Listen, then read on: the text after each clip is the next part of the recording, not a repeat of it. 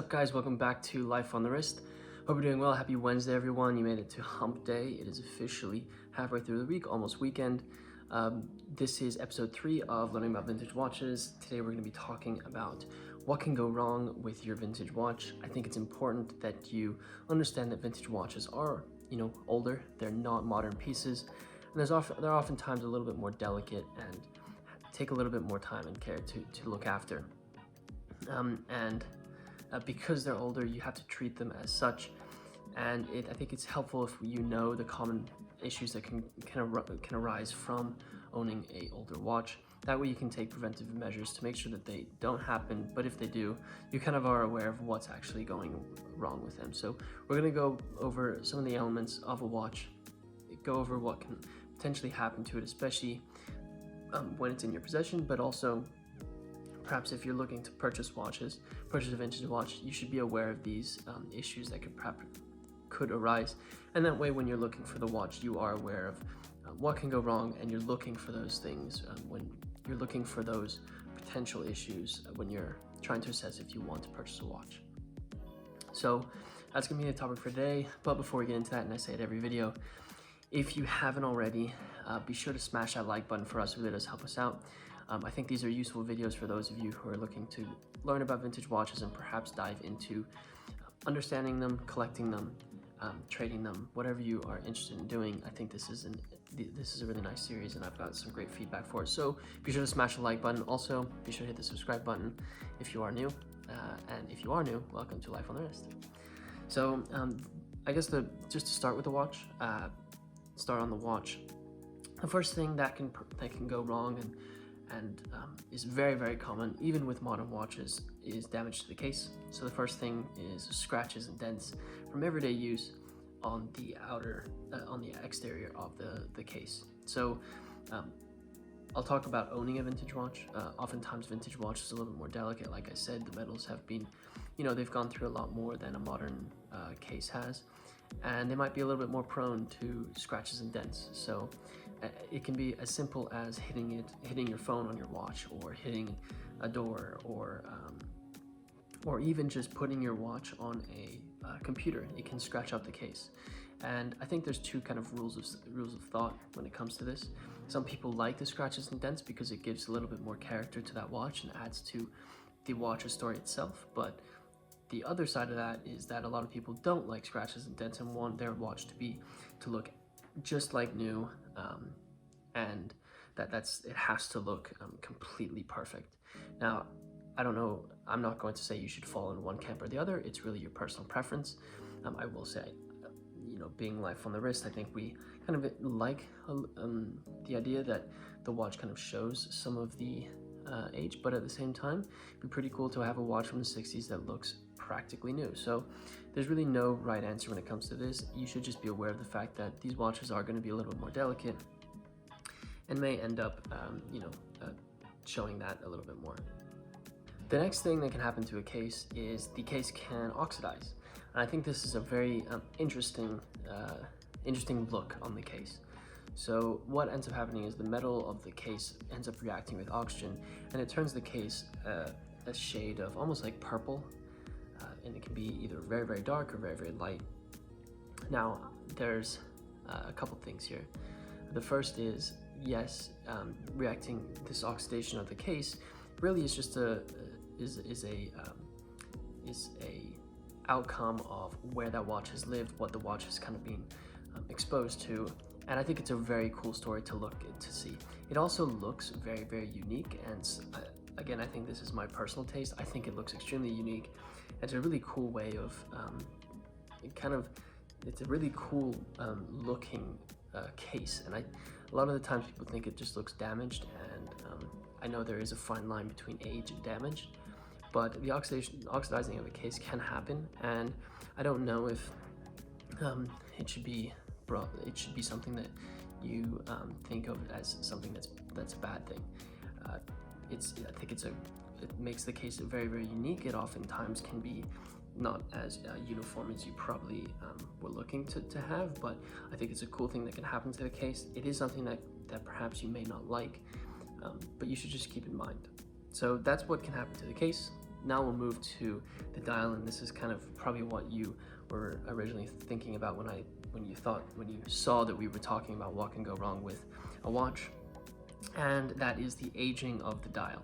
Aging of the dial is often referred to as the patina of a dial. Patina is simply the aging of anything really, but the patina of a dial is just the dial has changed color, or perhaps reacted with sunlight, and has become a unique looking watch.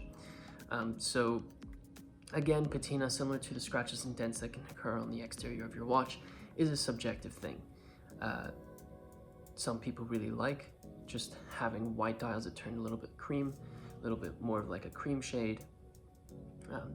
So that's one side of the argument. Other people don't like any patina. They want the watch to look as original as possible.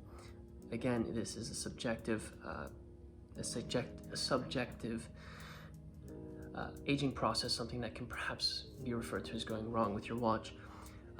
I will say that there is a fine line to patina and damage, though. If you have water damage to your dial, I don't think that's a good indication that the watch is probably in good nick. It isn't probably. There's probably been a lot more work done to it if there is water damage to the dial, because these watches are supposed to be as waterproof as possible, the majority of them. Also, of course, dress watches are perhaps not a great example of that, but there is some type of water resistance to the case. So again, there's a fine line between damage and patina, but that line is extremely blurry and probably extremely wide because of the subjectivity of what patina can be referred to. Next part of the watch that I'd like to discuss is the strap and bracelet. Let's say you're wearing a leather strap with your vintage watch. These, obviously the constant taking on and off of that watch and bending the leather is obviously going to wear on the leather and perhaps may damage or end up breaking the leather. Again, this varies in the quality of that leather and the time and effort that was put into creating it and creating that strap. So, but that is something that is very, very common, especially with leather straps, that they just wear and end up breaking, and you'll probably have to replace it. If your watch is on a bracelet, it's similar to the case. It's very, very easy to scratch. The bracelet, like I mentioned, just setting it on your computer and moving it around can scratch the bracelet up, which a lot of people don't really like. Another thing that can happen to your bracelet is that it can stretch. This is just simply from wearing it. Your bracelet kind of expands with the movements of your wrist. They're not going to stay as straight. This happens very, very often with Rolex Oyster bracelets, but also with Jubilee bracelets.